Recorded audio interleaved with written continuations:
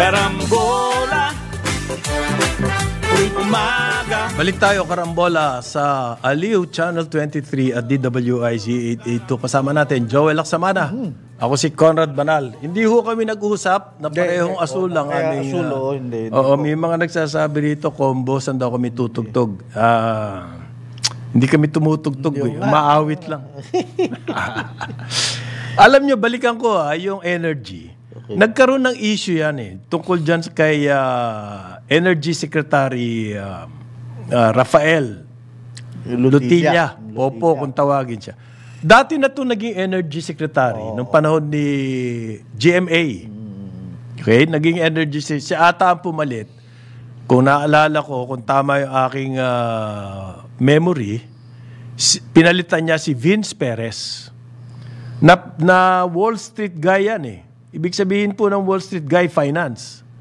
Matapos siyang pumunta sa energy, ang naging linya na ng kanyang mga enterprises ay energy. Okay, siya, yung grupo niya, yung nag-initiate, nagpasimula nung wind farm. Wind farm. Yung sa Ilocos. Sa Ilocos. Yung tinulungan ni BBM at eventually naging project na ni BBM yan noon. Pero grupo po ni Vince Perez yun. Ngayon, meron na naman siyang Alternergy. No? Yan yung naglagay ng pera, ang GSIS, ng private placement. Na nalugi agad. Nag-invest si Wick Veloso. 1.46 billion. At nalugi agad. Talaga, astute investment sana kasi renewable energy. Walang board. Investment of the future. Walang board. Anyway, pagkagali sa energy po, ang mga tao, pumupunta dyan sa sektor na yan as business. Di ba? Siyempre, nung while you were secretary, ang dami mo naging dyan. Ganyan din ho, yung presidente ng Napocor dati, si Ernesto Aboitiz. Dati, ang Aboitiz Group, wala sa power yan. Matapos niya maging Napocor president, ang kanyang grupo, ang Aboitiz Group, nagpunta na sa power, all out. Binatawan na nga yung ibang business, as a matter of fact, like shipping. Na yun ang original nila. Nagpunta na sila sa power. Yeah. Ano ba meron yan? Ba't pag nagaling ka dyan, nakita mo, ayaw mo nang alisin, ayaw mo na iwanan. Well, anyway, yung pong kay Lutilla, nagkaroon ng legal issue yan. Okay. Dahil according to the law, ang isa pong, ang energy secretary, dapat hindi nanggaling sa anumang kumpanya na involved in the business. Sandali, ulitin mo nga yun, pare. Hindi po eligible for energy secretary ang isang tao nang galing sa isang kumpanyang involved dyan sa business na yan. Yan po ang sabi ng batas. Yung batas na yun, kasi yung energy sa department, panahon ni Cory, tinanggal na yan. Para maibalik yan, gumawa ng batas at nagkaroon ng act to create the Department of Energy. Ayon sa batas na yan, ang secretary ng Department of Energy, hindi pwedeng nanggagaling sa mga kumpanyang involved dyan sa business na yan. Okay? Yung magiging involved sa business na yan. So, nagkaroon ng technicality dyan. Okay. Nako. Secret discussion.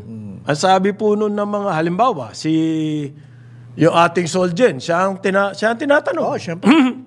Anong legal, niyan? Ano ba yan? May infirmity ba yan? We will discuss this internally. Ayan, nadihuli nyo na.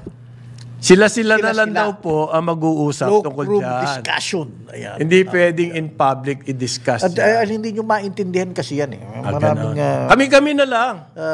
Ramifications yan. Kaming mga nasa taas, we're privy to certain informations that the public is not privy to. So kami na ang didesisyon yan. Kasi may technicality daw. Galing ba siya sa sector na yan? Independent director siya. Nagkaroon ng, kumbaga, palos. Well, palusot. Bro, wait a minute. Yan, kasi ikaw nagbigay kang assumption na baka hindi maintindihan ng mga taga-subaybay. Ako galing ako sa corporate world, bro. You may be a director, but pwedeng imbestigahan if you had attended mga sessions or made decisions involving certain matters na ang problema nga involved sa industry. Ngayon, kung hindi ka rin pala absent ka nun, o hindi ka umattend, o hindi ka nagboto, okay ka pa. Ganon. Oo. Problema natin, hindi naman natin alam na ganyan. Hindi natin. Kasi sila lang ang nag-usap sa eligibility. Nasabi ko lang yun kasi pwede. Sa eligibility nitong si Popo, kasi independent director naman daw Oo, yun. Does it matter? Sinabi ng batas, hindi pwede You can go. Sinabi ba, nag-specify ba yung batas? Pero kung independent director yan, pwede. Pwede kang lumihis. Pwede, gano'n. So, nagkaroon po ng question. Loophole. Palos, ika nga mo nga.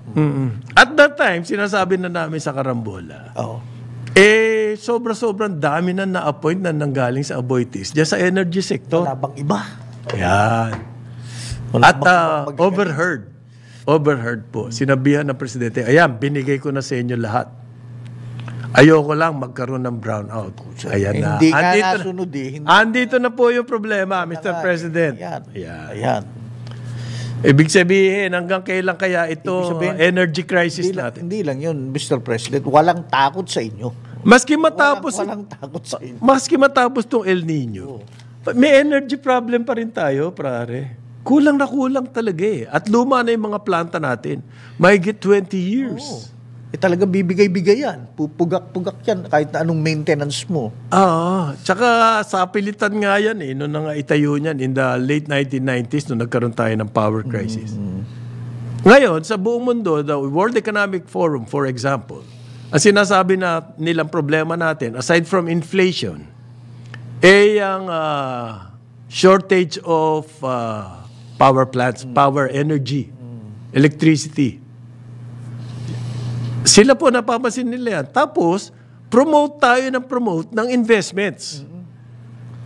Eto nga, sana mangyari. Magpasukan lahat yung investments na yan. Saan kukuha ng power yan? Hindi ba? Parang taliwas eh. May disconnect. We are promoting the country as an investment haven. Papasukin natin pati yung smart index sa tourism, di ba, apektado rin. Sinabi nila, yung power, importante yan. Pupunta ka sa isang napakagandang hotel sa isang isla, ala naman palang kuryente, o yung generator, limitado. Di ba? Sabi po nila, sigurado na, magba-brown out nitong Mayo. Rotational brownout. Sigurado na yan. Asahan na raw natin ng mga brownouts ngayong Mayo. Kaya tama pagpunta mo sa probinsya, Dec Rivera. Tama ba yun? Tama. Nilayasan na niya ang Quezon City. Depende anong probinsya, pare. Ewan kong Pampanga sa siya pumunta. Pag nagpunta ka sa Mindoro, patay ka doon. Wag sa Mindoro, Dec. Bro, Dec, wag ka sa Mindoro. Palawan, Palawan, wag ka doon. Panay. Patay ka dyan. Mga problemado yan. Sa Leyte. Sa Samar, napakamahal ng kuryente. Ito po, pumirma na raw ng Memorandum of Agreement ang Maharlika Investment. Naalala mo yung Maharlika Investment? Marami kasi nakalimutan na yan. Parang nabaon na Di ba infrastructure ang pupuntahan yan dapat? Investan yan. No? Hindi ko alam hindi mo. Kasi ang tingin ko kasi, may identity crisis itong Maharlika. Hindi niya pa alam kung ano siya. Kumbaga sa searching pa siya, kumbaga sa binatilyo, looking for himself, searching. Hindi niya pa alam kung ano siya. Pero ito po yung balita, nakakipagpirmahan na raw ang Maharlika sa mga probinsya diyan sa Mindoro, dalawa yan Oriental and Occidental. Nagkaroon na sila ng agreement. Kasama yung mga co-ops. Na pag-aaralan pa lang. Okay. Huwag ka masyado excited. Maganda yung pinag-aaralan. No? Pag-aaralan ng Maharlika, intensive kung mag-i-invest sila sa power dyan sa Mindoro. Bakit nila pinag-aaralan pa? Well, sa bagay, kasi ang Maharlika Fund, kailangan it's a, magandang klaseng investment. May return. Para sa akin, yung ayaw pasukin ng private sector at hirap na hirap matayo, yan ang dapat pinapasok ng Maharlika. Although kasi walang jackpot eh. Oo. Pag power. At ginagamit. By the way, ang Maharlika, Regulated industry yan eh. ang Maharlika Fund, ano nga ba, galing sa GSIS at Land Bank, Land Bank, DBP. DBP, pera ng bayan. Okay. So, pinag-aaralan daw po nila kung papasok sila sa power diyan sa Mindoro. Pero ito pa isang balita. Pero pinag-aaralan po nila at meron pa mga photo ako nakita diyan. Magi-invest daw sila sa real estate. Naku po, eto na. Bakit napunta tayo sa real estate, Maharlika? Maharlika nga yan, Fund. ipabaya. Hindi po si Maharlika vlogger, Maharlika Fund. Bakit naman real estate eh? We have enough there, mga private sector. Mag-i-invest daw sila Ando na. dyan sa mga project ng BCDA. Ang BCDA po, yung Bases Conversion Development Authority, puro mga real estate ang project yan. So, dyan papunta yung Maharlika.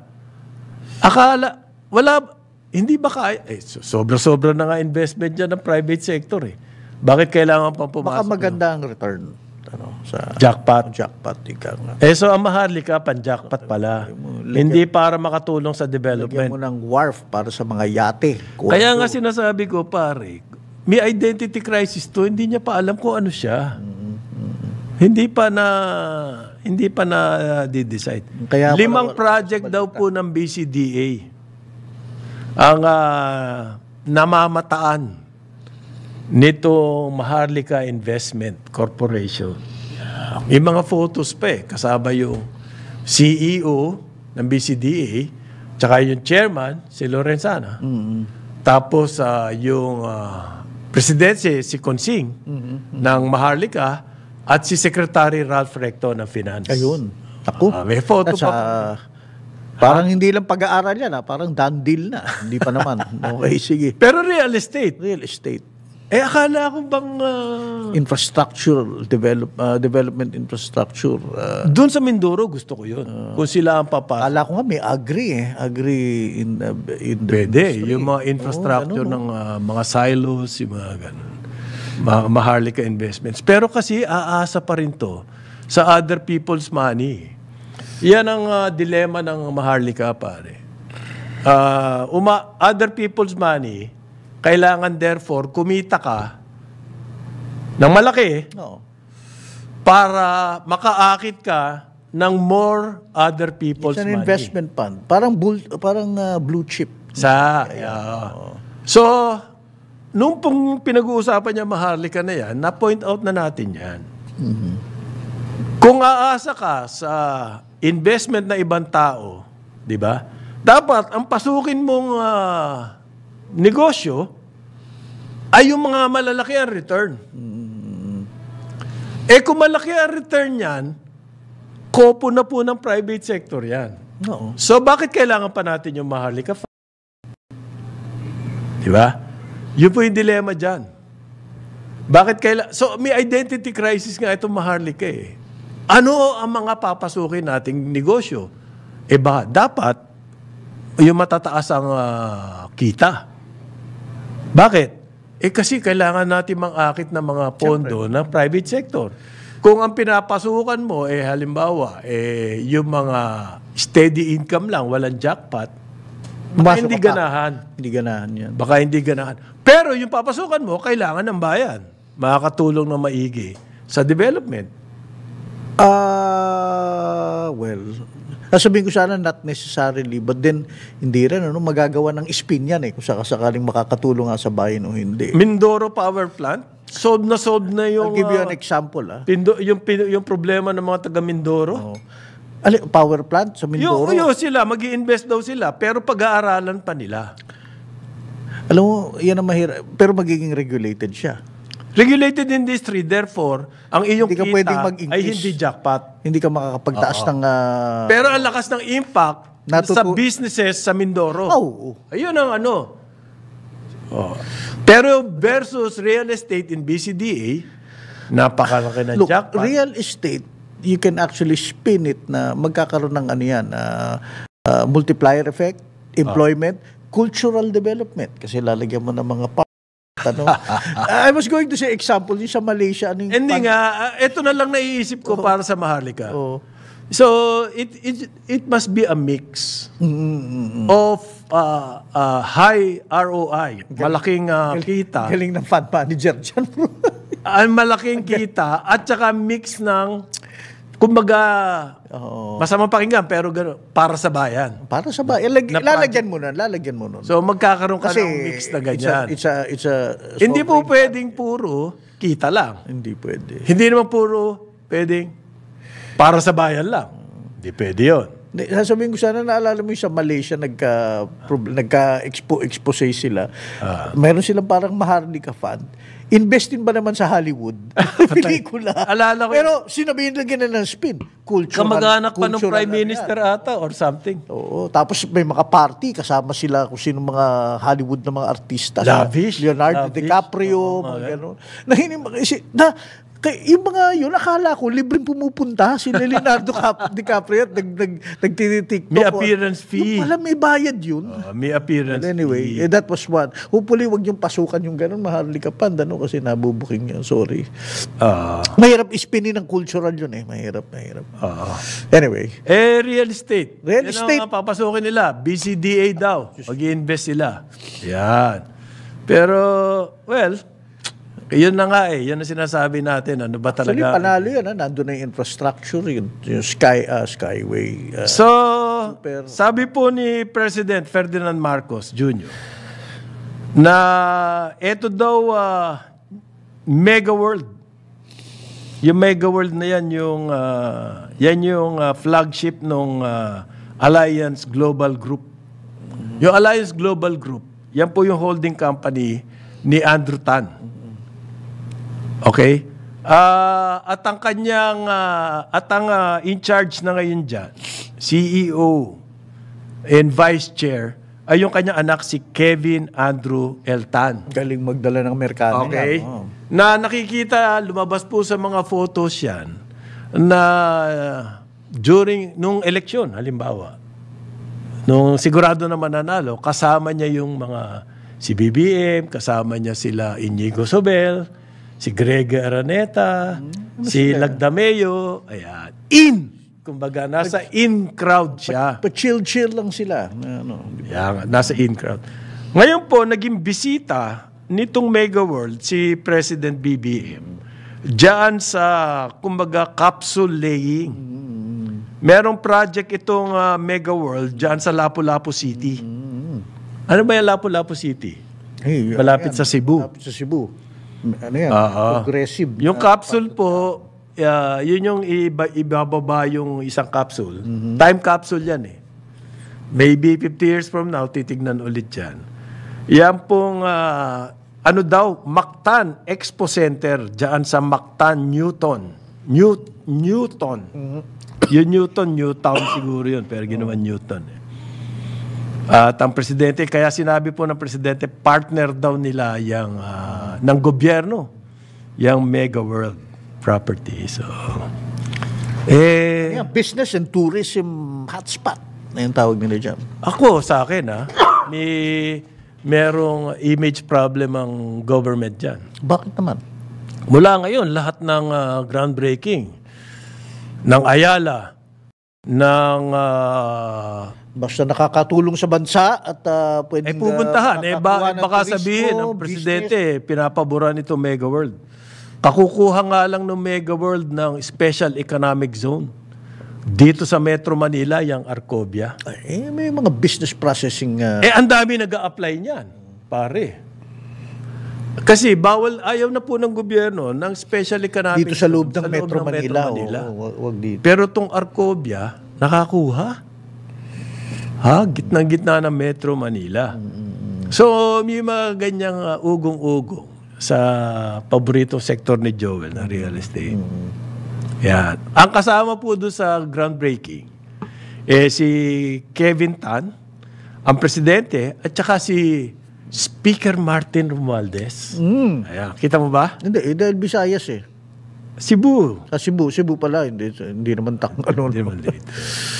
Meron daw expo dyan sa Expo Center. Sunod-sunod, PESA, accreditation, tapos Expo. yan, expo. Okay, Ang problema, pare, may namumroblema ngayon sa real estate. May glut ng offices. Well, that's now. Well, Yun ang kanila. still a problem. Oh, it is still a problem. Sa South Korea po, alarm bells are ringing tungkol sa real estate.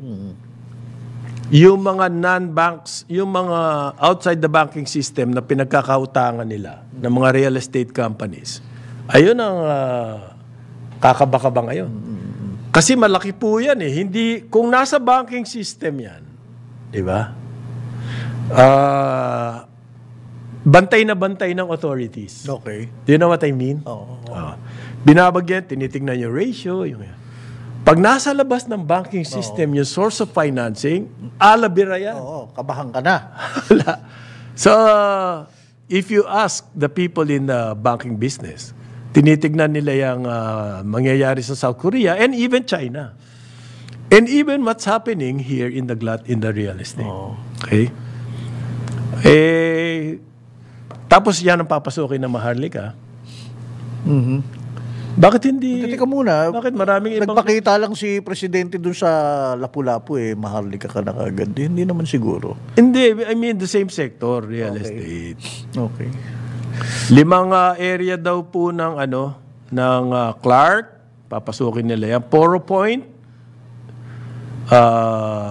pero karamihan sa Clark isa lang yung 4 Point.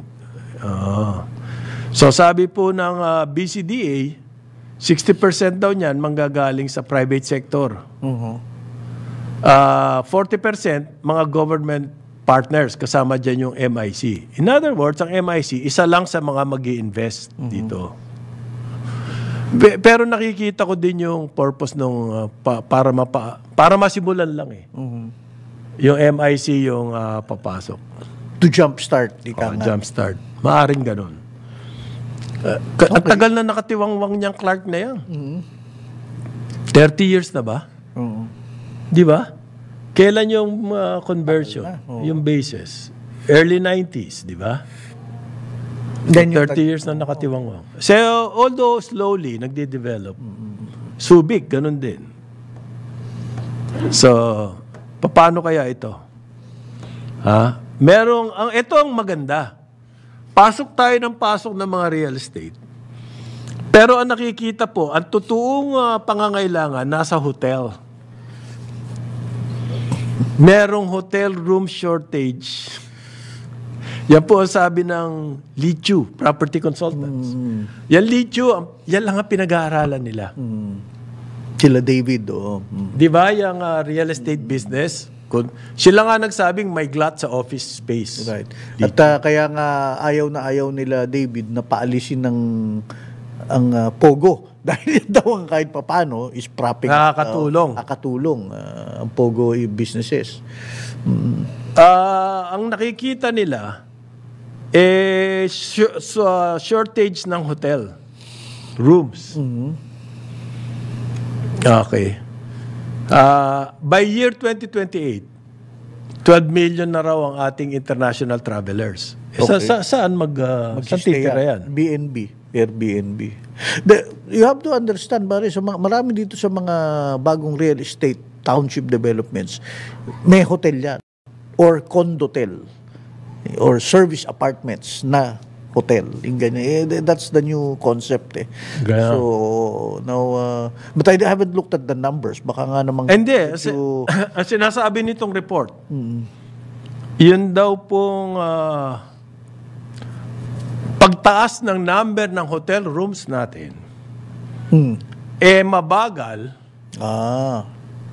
kumpara doon sa target natin na 12 million tourists by 2028. I see. Kumbaga sa church, hindi magtatagpo yan. Yan. Okay, tumatarget ka ng ganyan kataas. Pero yung hotel mo, nandito pa rin, bali wala yung target na yan. Yun ang sinasabi ng Lichu. Policy po yan. Hindi yan. Okay, 9:31 ng umaga, karambola sa DWIZ 882 at Aliw Channel 23. Karambola sa DWIZ. Karambola, karambola, tuwing umaga. Balik tayo, Karambola. Channel 23 at DWIZ 882. Kasama natin Joel Lacsamana, ako si Conrad Banal at nandito na si Jonathan De La Cruz, pulang-pula. Oo. Hindi ata nakuha yung memo na kailangan naka-asul today. Siya informed. Hindi ako informed. Hindi ako informed. Good morning, sir. Congratulations, Saan ba Carl. nakakuha yung memo na yan? Carl Eldrew Yulo, kapatid po to ni Kaloy. Kaloy. Galing nitong... 5 medalya. Hindi si Kalito, sir. Kapatid nga, kapatid ni Kaloy. kapatid. Carl L. Drew Yulo. Ito yung 17. younger brother. 17 years old. Diyan sa Colombia, nagkaroon ng Pacific Rim Championship. 2 gold, 3 silver ang nakuha nitong si Yulo. Ayan. Magaling. Kapatid po yan ni Kaloy. Kaloy, oo. Mas bata, 17-year-old. Mas bata at wala pa tong girlfriend na Australiana. Wala pa. Bakit naman? 17 ako, nagkakaroon. Oo nga. Ha? hindi ganyan ang mga bata ngayon, bro. Iba na. Nag-aantay sila. Nag-aantay sila. Ng ano? Ng pagkakataon. Oo. Mag-ayos muna, ganyan, etc. Excel, they should excel in their own fields. Aha. Kanina po, nababanggit natin yung pagdating ng El Niña, pinag-aandaan na yung baha-baha. Dapat. Ayon sa San Miguel, yung kanilang river cleanup drive, In-expand. 6 na milyong tonelada po, metric tons, 6 na milyon na ang nakuha nila, natanggal nila. Ano yan? Pasig River and its tributaries. Solid waste from various river systems in and around Metro Manila. Okay? 50 kilometro po dyan sa Bulacan Province, 50 kilometrong river systems. Ang nahukay na at natanggal nga yung mga various silt and solid waste. Pare, Ano yan? solid waste. Hindi, marami yan. May mga kotse nga dyan. Oo. May refrigerator, kotse. Sa Nung nag-umpisa yan dyan. Gargantuan na undertaking. Yung sa Manila Bay dati, nung nagwo-workout dyan, 12 feet.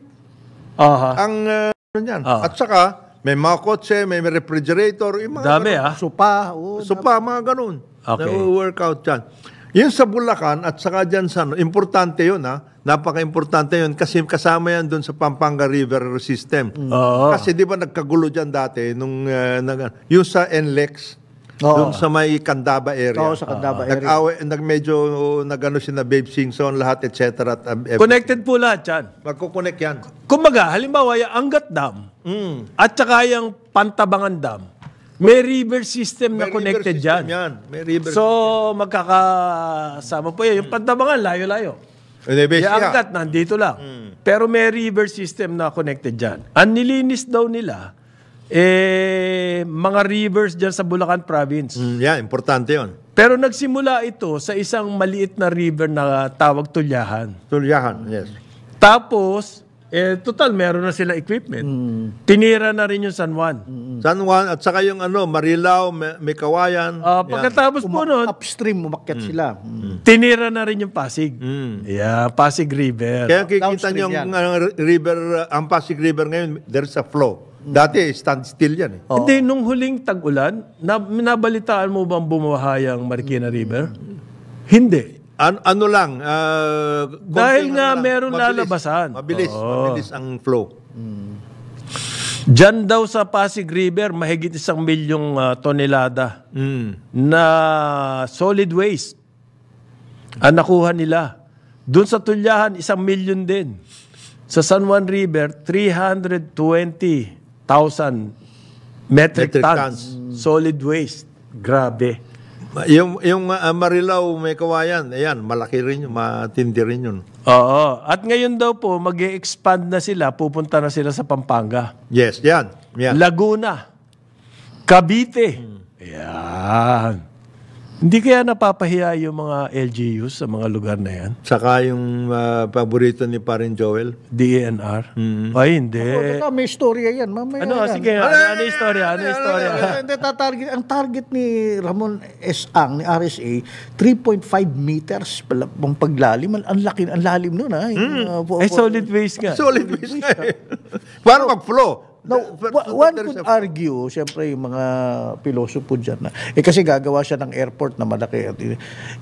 Simula doon sa maliit, pero ngayon, yung siguro nakita na rin niya, tuloy-tuloy na natin to para talaga. Hindi, kasi ang laki ng impact eh. Hindi, alam mo kung bakit ganun ang workout? Sapagkat nung nagkaroon ng ano dyan sa NLEX, siya ang sinasabi yan. Kayo kasi. Naglagay kayo dyan. Ang layo nun. Layo. Ang layo. Tinignan ko yung mapa eh. Ang layo nung baray. Hindi, pero binabanatan siya. Hindi kasi may mga think tank for hire. Kumbaga, merong guns for hire. Meron think tank for hire. Wow. Hindi naman tingtang si Babes. That is, hindi. Ang technique dyan, you get third-party think tanks and paper. Yan ang think tank for hire. Hindi ikaw ang babanat, di ba? Pero- Attack, deflect, defend. This is one fact. Ang ginastos po nila sa Pasig River ay 2 billion. Sisiw yan sa San Miguel. Di ba? 2 billion. Given it's, trillion na nga ang revenues niya. yung camp niya. Trillion na ang sales niyan eh. Pero magtataka ka, 2 billion lang, hindi pa ginawa ng gobyerno noon pa. Samantalang meron namang Ginawa naman. na ano. Ha? Ginawa naman. Ginawa ba? Eh bakit ngayon wala sa San Miguel? May statement. Ha? At marami pa pong rivers na dapat linisin. Kung iaasa natin sa San Miguel lahat yan, within our lifetime, kulang pa. Hindi, tsaka kasama yan, magkakasama yan, the river systems, kasi ayusin mo muna yan, immediate para may flow at lahat. Tapos yung upper watershed, ayusin mo yun. Yung watershed. Kasi otherwise, Lagyan mo ng mga puno. Mag-ano uli yan? Raragasa uli yan Putik-ulit dyan. ang papasok yan. dyan. Kailangan Bali, sayang lang yung dinredge mo. Tapos kasama sino mag-aayos nun? kasama din dyan yung Laguna, diba? Sino yung mag-aayos nun? Kasi, di ba, ang carrying capacity ng Laguna, yung lake ngayon, Ay, sobrang baba na. mababa na. Babaw na. At sinong Kailangan gagawa niyan? i-dredging. Ayon sa ating Yan. butihing Yan. Secretary ng Department of Environment and Natural Resources. She's a good person. He's a good person, great hairstyle. Oh. Kanya talaga sabi niya, everyone has to make a difference. Yan. Ability to make a Wow. difference. Okay. Using science-based approaches to the conservation efforts. Kaya nga, sinabi niya, tayo mga mamamayan, pumunta tayo sa mga mangrove Every man, woman, and child. at kunan, meron tayong mga cellphone. Kukunan. Natin ng retrato ang mga mangrove tickets. Ano yung anong tawag doon sa mangrove, ano? Yung bakawan. Hindi nga, ano yung kukunan? Kukunan natin yung mga ano. Kung walang mangrove, anong kukunan mo? Yung walang mangrove. Kasi lalagyan mo ng mangrove yun. Lagyan mo ng mangrove. Buong Pilipinas, walang mangrove. Ginagawa mo yun kahit na may mangrove man o Wala, para ma-validate yung satellite data ng DNR. Na Kasi so meron far silang satellite data. Meron silang tie-up sa NASA. Science-based. Science-based to. O yan, Philippine Space Agency. Yan. To guide their decisions. Kaya tayo, tumulong. Everyone. Meron nang gumagawa niyan. Yung, meron siyang tagline by the way. Sige, Ikaw, gagawin galing ko ka yan. lagi ng campaign, ha? oh. Measure what we treasure. Gagawin ko yan, and then, What? pwede na ba, sabihin mo naman sa amin, Ang gagawin namin after. pag ginawa namin yan, tapos padadala natin sa DNR, Oh, yes. kung ano naman ang result ng aming ginawa. Ang hirap po, puro press release. Ay, hindi, gagawa sila ng e-manual to go about data collection and confirmation. Ayun. Distancing of validation points, flight plans, if drones will be used. Ako'y naguguluhan. Hindi ako masyadong science-based siguro kasi. Over 600 sites and 30,000 target points ang tinatarget ng DNR sa kanilang Sa mangrove mapping. mapping. Oo.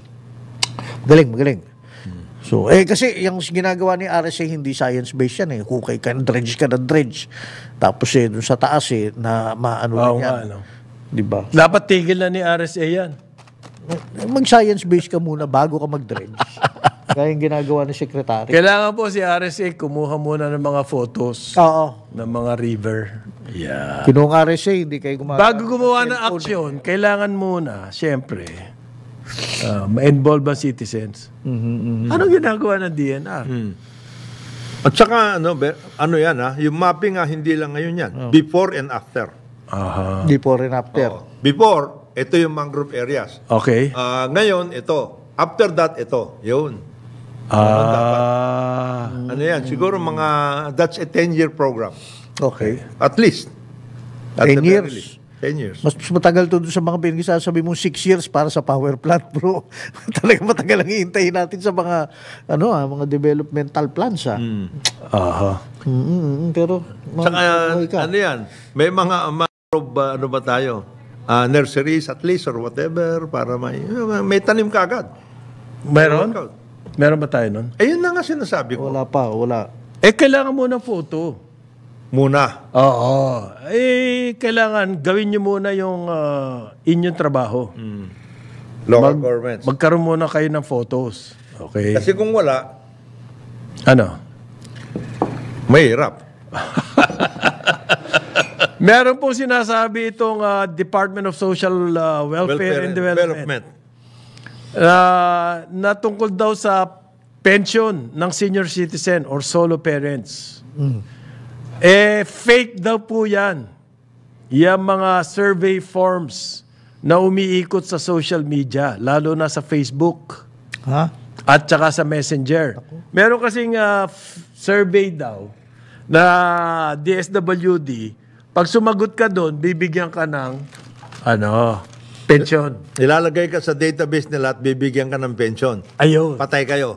Kasi, ibig sabihin niya, nakuha na yung data nyo. Fake daw po yan. Huwag niyong patulan yan. Ba't naman? Yung mga elders daw, senior citizen. Tayo. At saka yung mga solo parents, single parents. Patay kayo. Para mag-qualify sa pension, kailangan daw sagutin yan. Patay na kayo. Nasa YouTube, nasa Facebook. Okay. Ang website daw identified as DSWD program. Okay. Okay. May mga channel na Tita Eda, Mama Cherry. Nako. Yan, mga patay. ganyan, Patay yung mga yan. Okay. Maraming fake na umiikot-ikot. Saan ka nalulugar, Talaga. Mga senior pa man din, madaling ma-scam sa ganyan. Huwag nyo raw i-click yan. Dahil pag kinlik nyo yan, makukuha Trap na kayo. Nakuha na kayo. ang impormasyon nyo. and pangalawa daw yung DSWD sa performance rating. Yan. Totoo ba yun? Yun ang nakalagay doon sa isang Sa press release nila. Pero hindi ka naman number one. Number one, DepEd. Ha? Tapos ngayon po, bukas, tapos na yung yung modernization, deadline na. Ngayon ang deadline. Ngayon, bukas, tapos na nga. bukas. Ngayon na ang deadline. Bukas, Tingnan tapos na. na. Anong Doon gagawin? dapat Anong tuhuli na. mangyayari? Ano mangyayari ngayon? Bukas na yan. So, ngayon po, tawag nito, trying to convince the Supreme Court na mag-issue ng TRO. Malilinis nga naman lahat, di ba? Kung magkaroon ng TRO from the Supreme Court. Petition po yan ng piston. At ang kanilang dahilan, kasi meron daw pong idinagdag ang DOTR na additional requirements para dyan sa modernization. Ayun. Technically, meron silang katwiran to ask for TRO. Yan. Pero, ang business sector po, sinasabi nila, i-review na natin yan. Wala kasing, kumbaga, walang hawig ng seryosong programa eh. Parang Bara-bara. bara-bara, parang nagising isang araw. Teka, Kailangan may modernization. mag-modernization tayo. Tanggalin natin yung jeep. Yan po yung modernization. So ngayon, TRO, hanggang ngayon ata yung kanilang Yes. strike. Bukas holiday eh. So, hindi naman epektibo yung strike pag holiday. Mayroon lang silang marcha. May marcha sila. May 1st the traditional Labor Day. Pero gusto raw makipag-dialogue ng labor sector sa presidente. I think Every year ginagawa yan. I think inimbita na sila. Okay. Kasi yung dialogue. wala na nangyari. Ano nangyari doon sa 100 pesos minimum wage increase Wala yon. sa Senado? Dead in the water. Sabi ng mga senador, priority daw nila yan eh. Oo nga. It was passed in the Senate. And then after that, Tapos may 20 raw, 20 priority bills si BBM yes, na ayusin ng Senate. They will go over papasa daw nila ngayon, May. May. Niniwala ka ba doon? Hindi, for the year. For the year yun. Hindi, sa Mayo daw eh. Titigil muna nila yung mga investigasyon. May investigasyon na ngayon eh. Yung tungkol doon sa drugs. Yung pharma, yung rent, ano yan? Benz. Ano ba pa? Berkens. Belkens pa. Belkens, parang gano'n. Tignan natin kung matutuloy yan. Tourism naman. Sabi po ni Senator Nancy Binay, yun daw street food. Makakaganda raw yan kung mapopromote at maaayos sa culinary tourism. Singapore kasi sumikat dyan. Pwede, oo. I-vet lang natin ang maganda, di ba? Hindi, tutulungan mo sila mag-design ng area. Pati yung areas specific.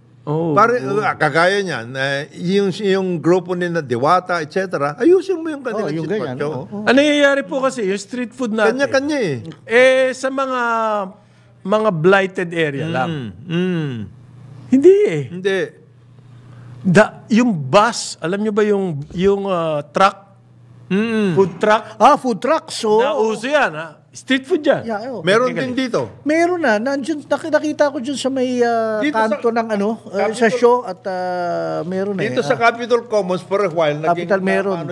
May paradahan sila, park Ang mga ang mga nenegosyo ng food truck, mga totoong nag-aral ng culinary. Baka yung ganong concept, pwede natin ano ba mga sasarap na street food natin? Goto. Yan, mga ganon. Toko at baboy. Ngayon, halo-halo nga yung malakas ngayon eh. Na food truck. Gulaman sago. Yan, mga ganon. Pero siyempre, gagandahan nyo na. Hindi pwede yung tapos Hindi, tsaka ang suggestion natin sa Department of Tourism, mag-identify na areas na gagawin na talaga nilang street food area. Oo. Para at least yun ang model. Para doon sa mga... Pero ayos na ayos. Ayos na ayos. Pagdating sa... Merong flowing water. Lahat. So pagdating sa mga communities, yung local governments, if they want to promote street food in their communities, maayos din nila. Nangyayari kasi, halimbawa, dyan sa gilid ng St. Paul, Pasig. Pasig, yan. Meron. May nagtayo ng isang parang kubo. Oo. Kainan ng mga nagmomotorsiklo. Yun. Delivery. Ganon. Nakakatakot. Kumuha ng tubig yan. Oo, ganon. Yun lang ang dyan. Gawin na ninyo yan. Alam nyo palang ganon. Pero kung aayusin natin yan, dadaigin pa dyan yung mga fast food, tingin ko. Sa tingin ko rin. Yung si Diwata yung kaibigan mo. Oo. Di ba? Yung kaibigan, napanood ko lang siya sa YouTube. Tsaka dinaanan ko, pero ang hirap bumaba dahil ang haba ng mga pila. Oo. Kaya nga, kung ayusin mo na ngayon, yung trabahoy mo. Kagaya nito just to give you an example. Oh. Dati, kung naglalaro ka ng golf sa veterans Yan. doon sa ano? Sa gilid. Veterans gilid. Ayan. Yung ulo ng ulo ang tawag nila. Street food yun. Maano Food din yun. sila. Nauso na rin sa Makati yan, Jolly Jeep. Jolly Jeep. Galing Hanggang sa ngayon Jollibee. meron pa. Kasi yung mga empleyado ron, alam ka naman kumakain lagi sila doon sa mga restaurant. So, doon sila sa Jolly So Jeep. may mga areas na ganun. And then, of course, you have to understand, pagdating ng mga malalaking construction, magkakaroon ng areang ganyan. If I may say so, ito naalala ko to kaya na-research ko. Nung dati sa Department of Tourism, ang Tourism Secretary pa si Wanda Teo, meron sila sanang gagawing yung Buhay Karinderya Project. Tapos sa Tourist Promotion Board pang ang chief nun, si Cesar Montano. Siya ng kontrobersya at but it was an idea na iniisip nila sana. Yung karinderya, meron silang vlogger, yung asawa ni Ann Curtis, ang consultant. And then, they will do gaya ng ginagawa sa YouTube sa ibang bansa.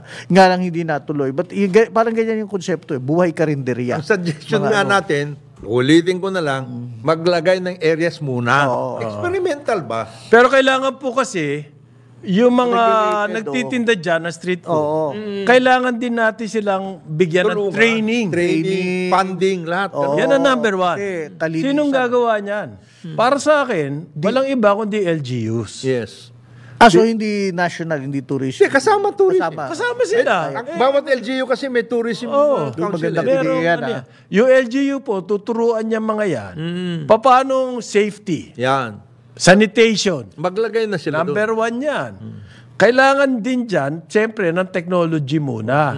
Yung technology na yun, ayos yan ano ba gagamitin yung kutsara? Ano bang gagamitin nyo? Paano kayo maghuhugas? Mga ganon. Pag-aaralan po yan, tapos ipapasa sa LGU, yung LGU ngayon, ite-train. Tapos mag-aayos kayo. Calling mayor. So therefore, kailangan ng isang pilot. Calling Mayor Sinong gagawa ng pilot? Mayor Emmy Rubiano, baka pwedeng gawin sa Pasay yan, ha? Yan. Unahin nyo si Diwata. Ako, pupusta ako sa Pasay. Oo, pero Ako rin. ayos dapat. Ako pupusta ko sa Pasay. Oo. Kung yung pilot, gawin nila dyan. Ayan. Diwata, oo. Dyan sa tabing dagat? Yes. Oo. Mayor. Baka pwede dyan. At saka City Administrator Peter Manzano. Ayun. Yan na. Ang una po dyan, siyempre, yung sanitation. Yes. Yan, Safety. kailangan yan. Kailangan hindi magkakasakit. So, kailangan malinis. Ano mga technique para mangyari yan? Kailangan pag-aralan yan, ibigay sa isang grupo at alamin kung ano yung time and motion, ano yung mga technique, tapos ipopropagate ng LGU, gagawa sila ng pilot. Meron pang isa. Hindi mangyayari yan kung puro dakdak. Oo. Mayor Emmy, doon sa Harrison Street, yung Street Oyster. Pwede nyo rin checkin Street yan. Oyster? Street Oyster. Pwede rin yan. Ano yung talaba? Talaba at iba-ibang shellfish. Pero yun na nga, meantime, tingnan nyo dapat safe. Seafood. Ayusin ninyo yung doon. Yung area sa Pasay na yung kung saan nandoon yung mga lutuan. Yun, yung Paluto. Paluto. Kasi tinitingnan ko saan. Kasi otherwise, saan hugasan Hindi, ito? blighted Saan na yun Precisely. Ayusin nga nila Hindi yun. kasi doon mura lang kasi ang renta. Okay. Hindi nga, pero ayusin. Hindi nga, blighted eh. Ayusin na nila Parang barong-barong eh. Nakakawalang gana eh. na pumunta doon. Okay, sa ngalan po ni Jonathan De La Cruz, Joel Laksamana, ako si Conrad Banal. Ito ang Karambola sa DWIZ 882 at Aliw Channel 23. Susunod na, Ronda Pilipinas kasama si Drew Nasino. Oh, Karambola, Karambola, tuwing umaga. Sumainyo ang programang Karambola sa DWIZ. Hanggang sa muli, tayo'y magbabalik upang ihatid ang pagtalakay sa iba't ibang mga issue dito pa rin sa programang Karambola sa DWIZ.